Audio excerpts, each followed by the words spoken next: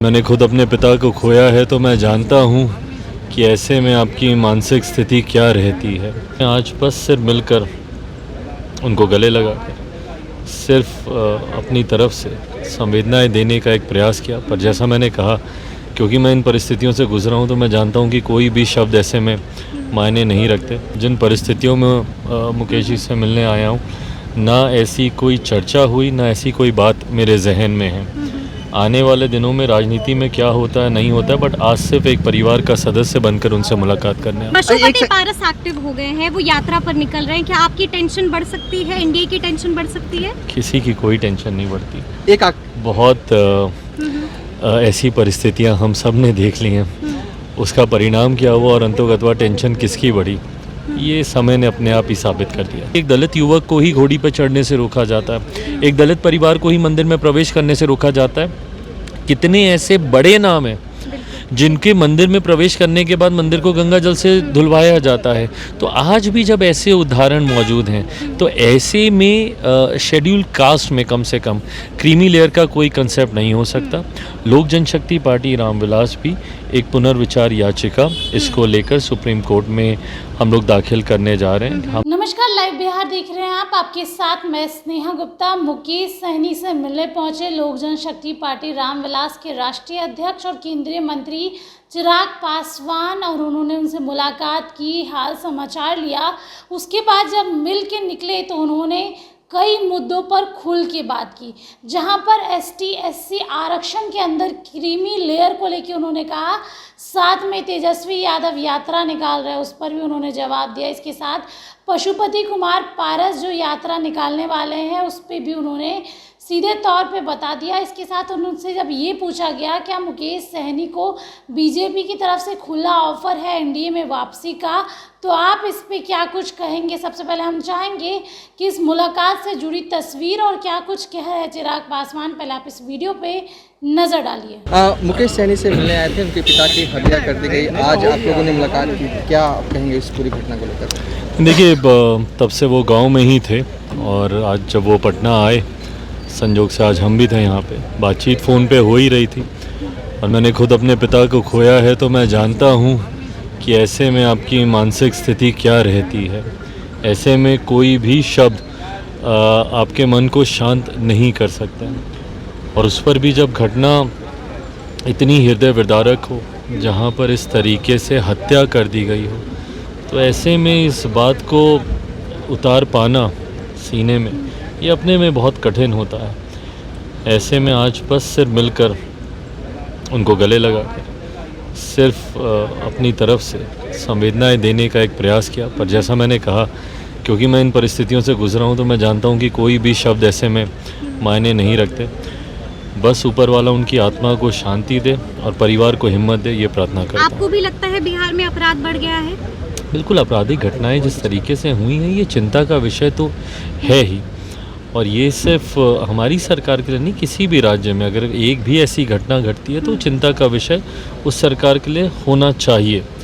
ऐसे में उम्मीद हम लोग ज़रूर करते हैं, इस घटना में भी जिस तरीके से तुरंत गिरफ्तारी हुई, प्रशासन जिस तरीके से अलर्ट दिखा, बहरहाल उम्मीद बस ये करते हैं कि घटना घटने के बाद जो ये अलर्ट हुआ, आगे से कोई ऐसी घटना घटे ही नहीं, इसके लिए हम लोग को और ज़्यादा तत्परता से कार्य करने की जरूरत है। अच्छा, एनडीए वाले लगातार ऑफर दे रहे हैं, मुकेश सहनी को वापस बुला रहे हैं, खुला ऑफर दे रहे हैं। चिराग पासवान भी कहेंगे वापस आ जाए? देखिए, फ़िलहाल मैं जिन परिस्थितियों में मुकेश जी से मिलने आया हूँ, ना ऐसी कोई चर्चा हुई, ना ऐसी कोई बात मेरे जहन में है। आने वाले दिनों में राजनीति में क्या होता है नहीं होता है, बट आज सिर्फ एक परिवार का सदस्य बनकर उनसे मुलाकात करने आया। पशुपति पारस एक्टिव हो गए हैं, वो यात्रा पर निकल रहे हैं। क्या आपकी टेंशन बढ़ सकती है? इंडिया की टेंशन बढ़ सकती है? किसी की कोई टेंशन नहीं बढ़ती। बहुत ऐसी परिस्थितियां हम सब ने देख ली हैं। उसका परिणाम क्या हुआ और अंतोगत्वा टेंशन किसकी बढ़ी, ये समय ने अपने आप ही साबित कर दिया। एक सवाल है कि 2 दिन पहले तेजस्वी यादव प्रेस कॉन्फ्रेंस करते हैं और आरक्षण को लेकर कहते हैं कि वो सुप्रीम कोर्ट जाएंगे। उनकी दलील थी कि मनोज झा ने जो है वो केंद्र सरकार को एक चिट्ठी लिखा था, जिसके जवाब में उन्हें कहा गया था कि 9वीं अनुसूची में आरक्षण के दायरे बढ़ाने वाला काम जो है वो राज्य सरकार करेगी। आपको भी इन सब तमाम मामलों की जानकारी होगी, आप क्या कहेंगे? क्या तेजस्वी यादव झूठ बोल रहे हैं, सच बोल रहे हैं, क्या हो रहा है? देखिए, जिस तरीके से फ़िलहाल अभी हम लोग के लिए जो चिंता का विषय है ये जिस तरीके से सुप्रीम कोर्ट का एक जजमेंट आया और उसमें जिस तरीके से रिजर्वेशन विद इन रिजर्वेशन करने के प्रावधानों को संभव किया गया है उन ऑब्जर्वेशंस में, ये हम लोग के लिए एक चिंता का विषय है, क्योंकि अनुसूचित जाति का आधार कभी भी शैक्षणिक नहीं रहा है, कभी भी आर्थिक नहीं रहा है, ना इन जातियों को शेड्यूल किया गया हमारे संविधान में शिक्षा के आधार पर, ना इनको शेड्यूल किया गया हमारे संविधान में आर्थिक दृष्टि से कि कौन कितना अमीर है कौन कितना गरीब है। इसका आधार सिर्फ और सिर्फ अनटचेबिलिटी था, छुआछूत। शेड्यूल कास्ट में से वही जातियां शेड्यूल की गई हैं हमारे संविधान में जिन्होंने कभी ना कभी कहीं ना कहीं छुआछूत की शिकार रही हैं, जिनको देखना तक, जिनको गांव से बाहर रखा जाता था, छूना तक पाप माना जाता था, देखना तक पाप माना जाता था, ये वो जातियां हैं। ऐसे में जब इसमें हर जाति का आधार ही छुआछूत है, अनटचेबिलिटी है, तो ऐसे में इन जातियों में क्रीमी लेयर की संभावना संभव ही नहीं है, नहीं हो सकती। क्योंकि आज की भी तारीख में ऐसे उदाहरण देखने को मिलते हैं कि एक दलित युवक को ही घोड़ी पर चढ़ने से रोका जाता है, एक दलित परिवार को ही मंदिर में प्रवेश करने से रोका जाता है। कितने ऐसे बड़े नाम हैं जिनके मंदिर में प्रवेश करने के बाद मंदिर को गंगा जल से धुलवाया जाता है। तो आज भी जब ऐसे उदाहरण मौजूद हैं, तो ऐसे में शेड्यूल कास्ट में कम से कम क्रीमी लेयर का कोई कंसेप्ट नहीं हो सकता।